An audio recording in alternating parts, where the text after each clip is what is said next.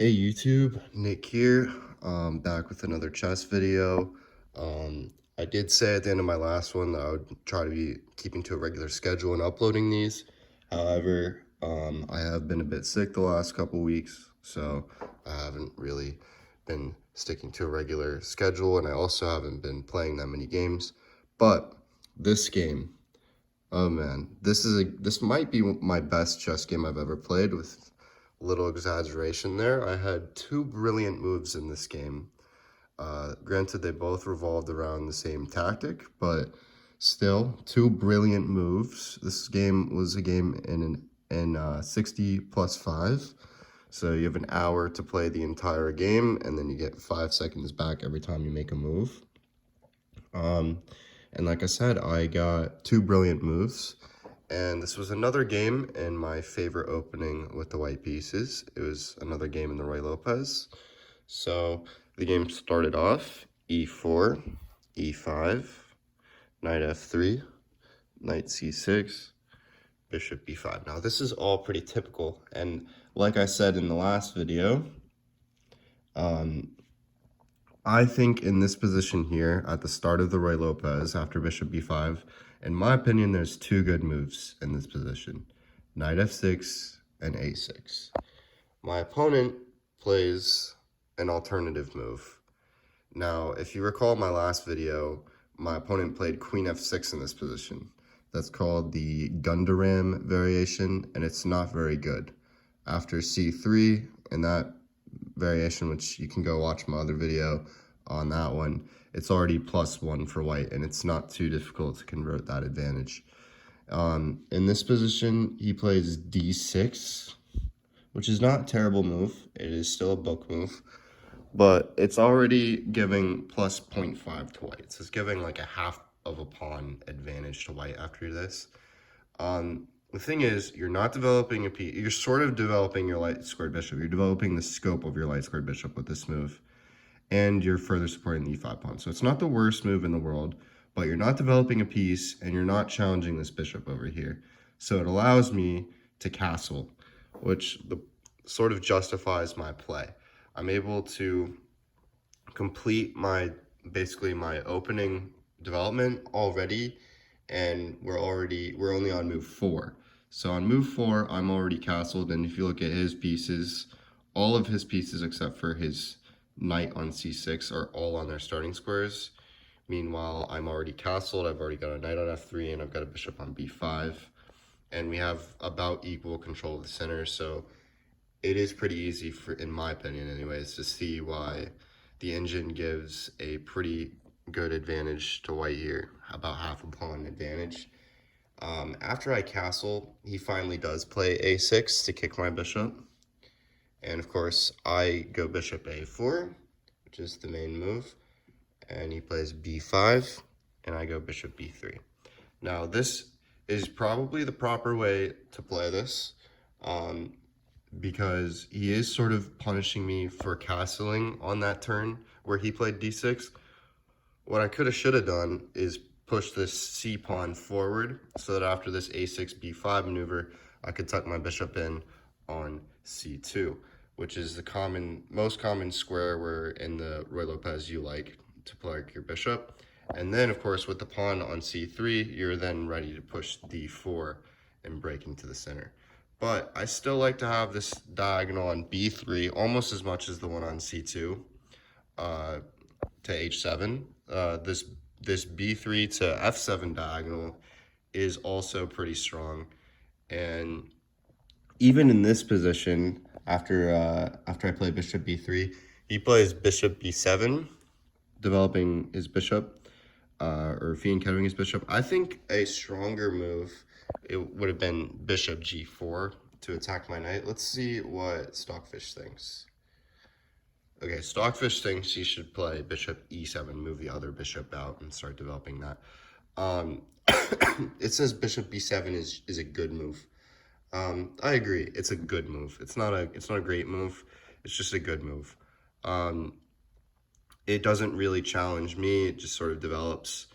But after he plays bishop e7, I might even already have ideas here of playing like knight g5 and going for a sort of fried liver. Well, not yet, sorry. I need to move my d-pawn. And then I might already have ideas of pushing that and really forming an attack against that f-pawn. But I don't go for something so barbaric in this game. I play solid, principled. I play c3 because I want to break into the center with d4 on the next move. He plays knight f6, attacking the center, attacking e4, I mean, and I go rook e1 to defend it. This is all pretty standard theory here.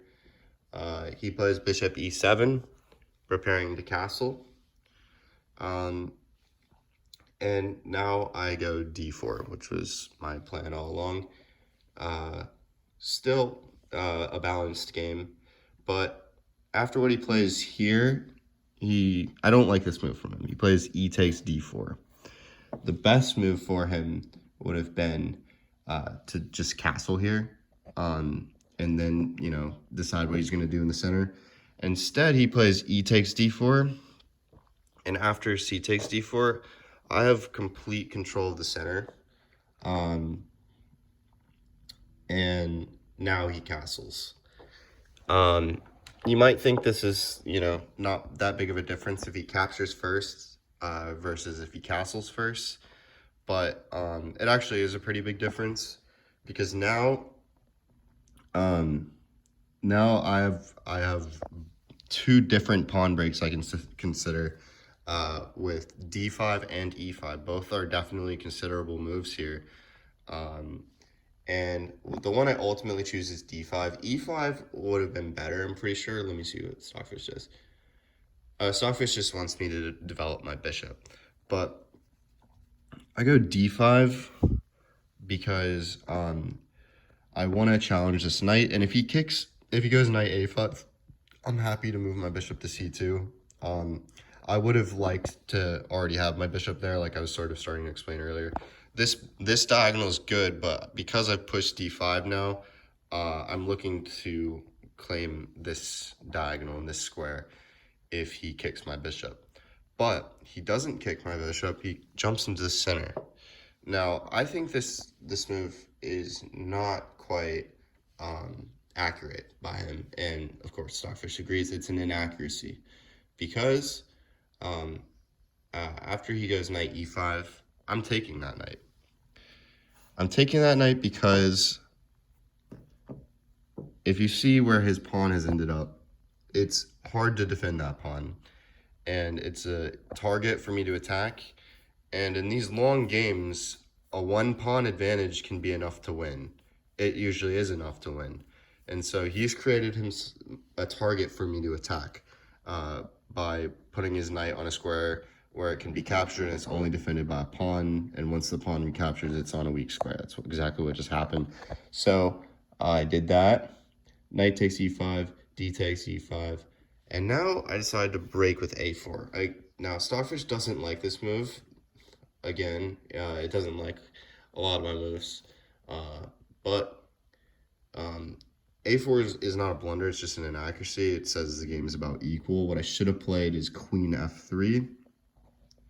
Just developing my queen. That move makes sense to me too, but I played a4, and here he played c6. And this is where the game starts to get interesting, because I play a takes b5 here, and he plays c takes d4. Or d5, I mean. I play e takes d5, and now he plays the move bishop d6 to defend this pawn in the center. Now, the thing was, if he didn't defend that pawn, I could have captured it on the next turn. But what he probably should have done is he should have captured this pawn over here on b5. And then I have to trade rooks first, and then maybe take that pawn. It definitely complicates things further. It takes some more pieces off the board. But with the order he went with, he defends that pawn first, And now I'm able to just take that pawn over there, and sort of just be a clean pawn up, basically. I am literally a pawn up after bishop recaptures. And my pawn in the center is amply defended. It's defended twice, and it's actually only attacked once right now. Now here I thought he had a cool tactic, which I actually did spend some time on this move. Because if I do nothing here, which it's a little hard making nothing move, but let's say I go king h1, for instance. He has this pretty cool move of bishop to e2, attacking my queen, and you might say, why can't I just take that? Well, it's because my rook will get captured by his rook. So I have to be careful and not allow that tactic. So what I did was I plugged up my rook with this move, knight a5. And you might say, well, what if he takes? Well, if he takes, then I'm, my knight's defended, and then he relinquishes protection of that pawn, so I'll take that one afterwards. I go ahead and I plug that up with knight a3. He goes queen c7. What he's doing is he's threatening to push this pawn forward and then have a battery against this h pawn over here. So I see that, and what I ultimately do here is I realize I have to do something immediate. I don't have really any blockading options, right? I can't play rook e4 here because his knight will take my rook. So I can't really prevent that pawn from stepping forward. So I have to do something else immediately that he has to respond to in order to prevent that pawn from going forward. I could also play like sort of defensive move g3. I hesitate to call that a defensive move because in my opinion that's like creating a weakness more than it's a defense. If you think of calling something a defensive move, you think it makes your position stronger. It doesn't. G3 makes your position a lot weaker. It's just something you play if you have to prevent checkmate or something. So what I ultimately decide here is I play bishop g5 to attack this knight, which is only defended by a pawn. So if he allows me to capture that and his pawn recaptures, then I can slide in with a check like queen g4. I can rook lift, and that is a really, really big threat. So he does have to respond to that, and he goes knight d7, further solidifying that pawn. But now that that knight has moved, now I can play rook e4, which actually, believe it or not, Stockfish calls this move a blunder. Okay, because apparently Stockfish thinks this move is really good here, forking my bishop and my rook, but my bishop's defended, so I'll just move the rook out of the way, and it's about equal if he plays that. But he doesn't play that. And again, the point of rook e4 is to prevent this pawn from stepping forward, so this battery can't come in on h2. And this move wasn't possible to move before because my knight, or my rook would have been taken by the knight. But I get rook e4 in, and now he plays f5 to kick my rook, which I'm actually fine with seeing that because I did spend a long time calculating here, but I realized there's a decent attack here after rook h4, which Stockfish calls another blunder, but again, it's only a blunder in the sense that the game is equal. It's not completely winning. I play rook h4 though because I have ideas of maybe coming in on the king side, and it also adds a defender to this h pawn, so it's a multi-purpose move. And now he plays knight f6. I take that knight. I don't even really have to think too much about taking that knight. If he takes with the pawn, he's opened his king. If he takes with the rook, then I have a plan if he takes with the rook. So I don't really even have to think. I'll show you what happens. He takes with the rook. And now I play knight c6. This is setting up the first brilliant move of this game, all right? So knight c6, all right? You cannot take my knight because I would take your rook with check. You can't take it with the queen because you would be hanging your queen. And so this knight can't be captured. So what's it doing? Well, it's attacking this bishop, which ruins your battery because at least your bishop either has to move, or it looks like, right, that I'm going to take the bishop, but actually what I'm doing is something else. I'm attacking the pawn. I'm attacking the pawn on e5 because I'll show you. I'm attacking the pawn on e5 because it's actually not defended. It's not defended because if I take that pawn and your bishop takes, then this pushes up and I get a check from on this really long diagonal that I've had for the entire game. So you'll see it in a minute. He plays bishop b7 first, though, attacking that pawn. Now, that pawn's sufficiently defended. It's only attacked once, and it's defended by my queen. So it is sufficiently defended, so I don't have to worry about that. And after he plays bishop b7, what I do here is I first trade the rooks. I don't want him to have any intermediate moves. I just want to get the rooks off the board. So I play rook takes a8, check. So he's forced to recapture, even if he doesn't want to, but it's still the logical thing to do, even if he wasn't forced to. And after rook takes a8, check, bishop takes a8. Now, I have the first brilliant move. I have knight takes e5. Because if he takes my knight like this, then this is a check from the bishop. Look, it's aiming all the way at the king. And so that's a check. So I will win the queen. And you might think, well, what if he blocks the check with the queen? Well, then my bishop still takes the queen. So he doesn't have taking the knight as an option. So it's just, at least it's a free pawn, but if he takes the knight, it's much more than that. And then what he ultimately decides to do is he plays queen e7 so that the d6 discovery is not as big of a threat, and he's now double attacking my knight. So now he actually is threatening to take my knight. He can't take with the bishop first, but he can take with the queen first. If he takes with the bishop first, it runs into the same problem. But if he takes with the queen first, he actually is attacking my knight. So now I do have to move him. And the square I ultimately choose is knight f3. Now you might be thinking, this probably isn't the best square. And I can understand if you're not a fan of this move. I didn't love playing this move in the game, but the reason I played it is because I realized I'm already up 2 pawns. I won that one earlier when he decided to defend e5 instead of taking, and I just won another one with this brilliant knight takes c5 move. So I'm up 2 pawns. You can see them over here. They're both passed, and if either one of those is able to march up the board, I win. So basically, I'm just making a solid defensive move. And yeah, that's how I ultimately decided on the square knight f3.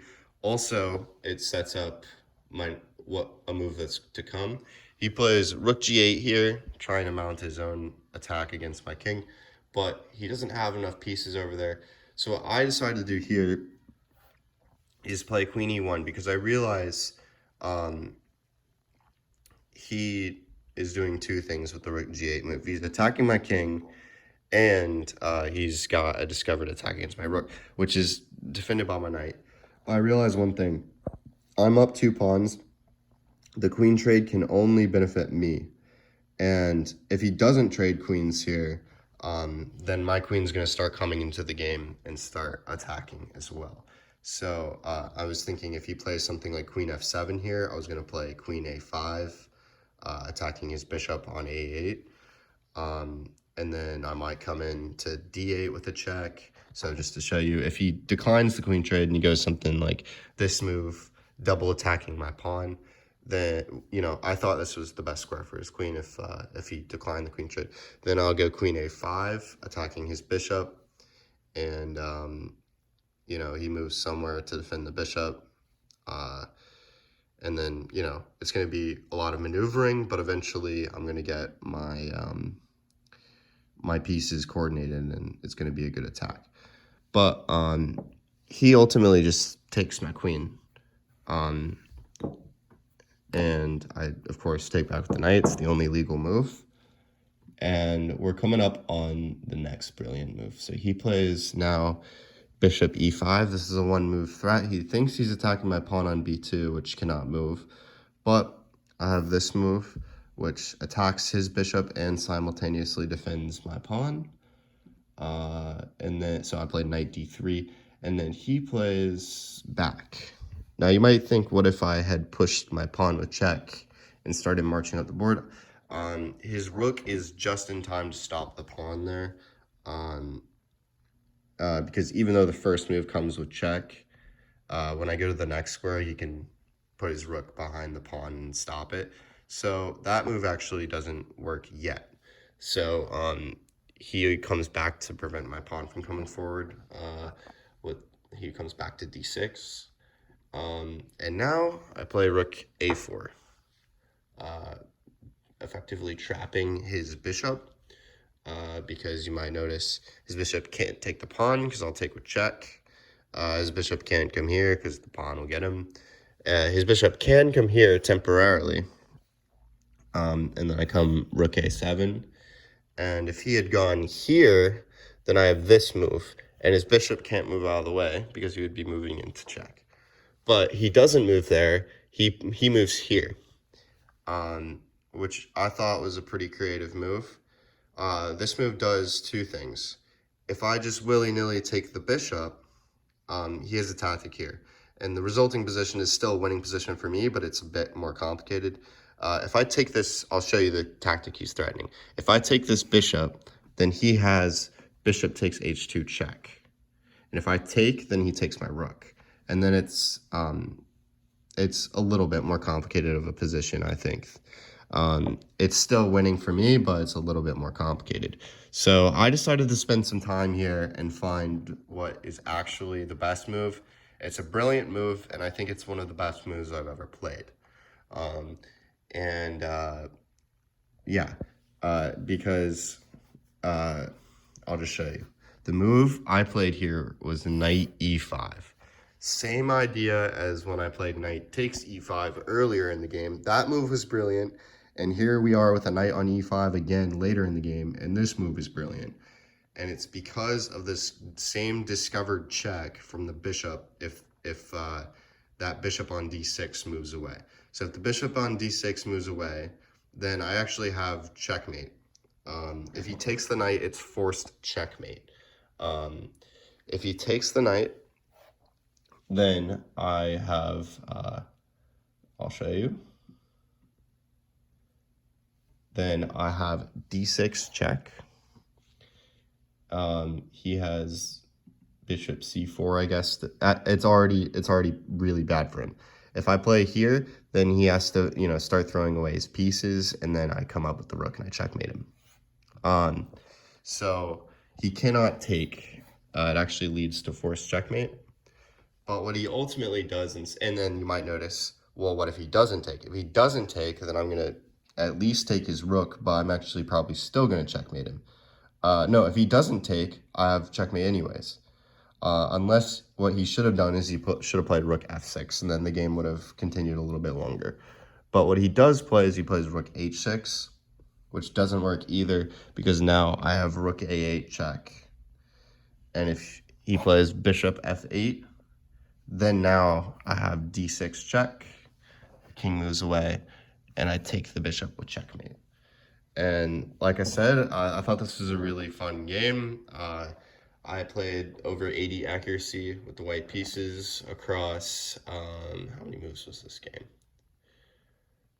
I went into a couple sidelines, so I got away from my main. Let's see. This game was 34 moves, and I played with 80% accuracy. Pretty proud of that. And I had two brilliant moves. I've never had two brilliant moves in the same game until now. I also had two great moves and 9 best moves, 3 excellent moves, 3 good moves, 5 book moves. I did have 2 blunders, which I already stated in the game. My 2 blunders were just, I blundered equality. I didn't blunder like a losing position. So I thought this game was pretty cool.